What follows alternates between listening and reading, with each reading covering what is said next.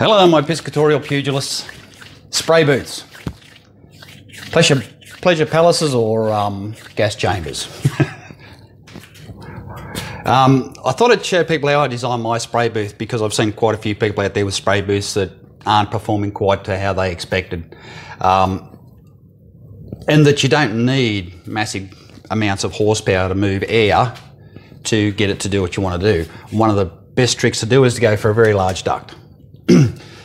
Just like over here, the faster the velocity through a duct, the more turbulence along the side, the less room there is to move air, so your volume decreases. So like this little chart here, you know, as pressure increases, the volume decreases. So we get to a point out here where we get to the most efficient part of the duct, and then after that we start losing volume. And volume's really what we're after when we're spraying, when we're trying to filter out paint particles from air to keep us breathing unrestricted from paint particles.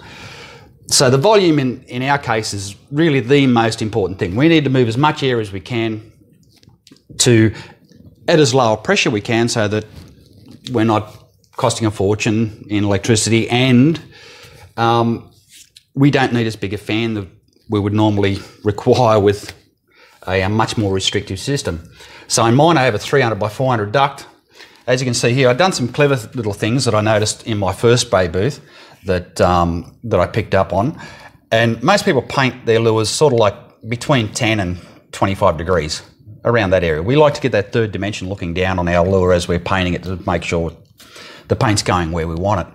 I mean, sometimes we get down here, but as you can see, no matter where you go, with a J shape like this purple line for my filter element, no matter where you go, your paint's always directed at your filter element.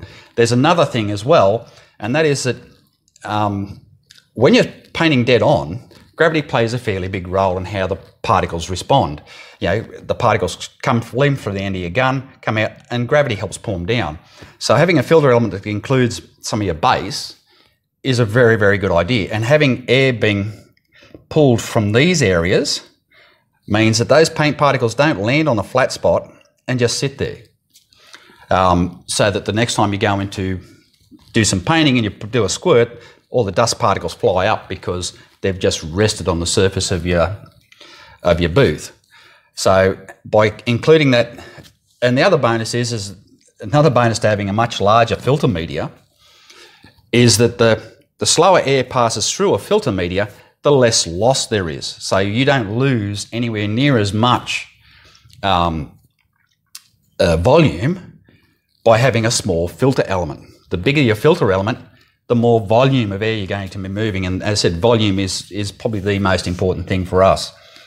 Also too, by having a large filter area there, you'll notice how long that is, that the air actually, when it comes up to the opening, actually speeds up a little bit. And then as it gets towards the filtered area, it slows down and diffuses out through that filter and then gets pulled up and out the duct. I run a negative pressure system, so my fans are at the outlet up there.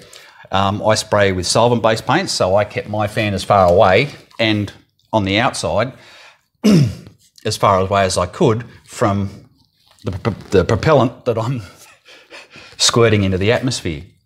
And because this is a large 300 by 400 duct, and I can't stress it, try and make as big a duct as you can. Because the bonus of it is as the larger particles come in through here, and if a larger particle is not picked up by the filter element, it will come into this area.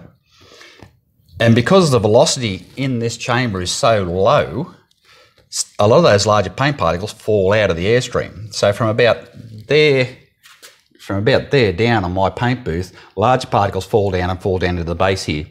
And I have a small door down the bottom where I sweep them out and close the door back up again.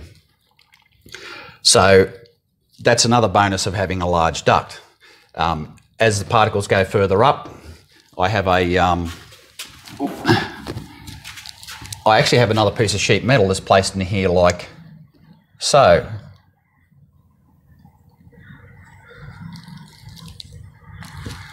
And what that does is as air comes in here and hits this surface, it creates a little low pressure area and places a little cyclone, and the particles hit this surface, roll down that face and roll down and fall down the bottom as well. So just by putting a little deflector in there, I've managed to do more dust extraction without having filters or elements, and it causes very minimal restriction to this opening.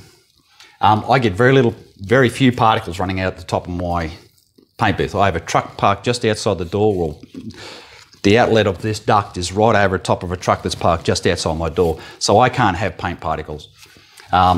In my case, my duct's 16 feet long. I got lucky. I found a bit of ducting that I bought from a second-hand renovation shop for $50, and it's 16 foot long, so it goes from the floor all the way out through the top of my roof. In the top, I've just got two 10-inch toilet pans. They're very quiet.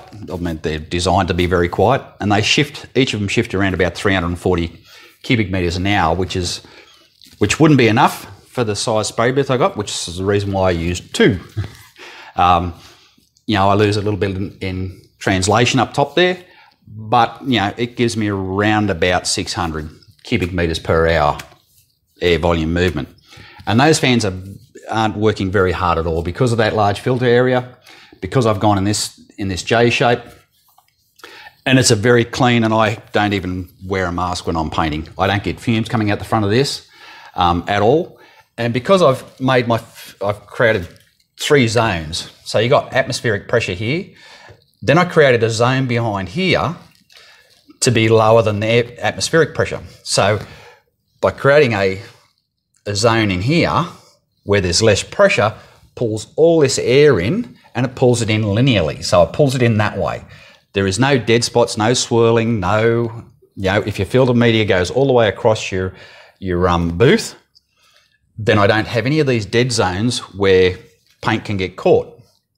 And because it pulls it in nice and parallel, means that I don't get any paint fumes coming out the front. The breeze is always coming through there at 5 or 6 kilometres an hour, which is what you kind of need to keep that zone free, because everybody likes to get up close and personal with their painting. So I just thought I'd give you a quick overview of that, and then I'll show you the finished article.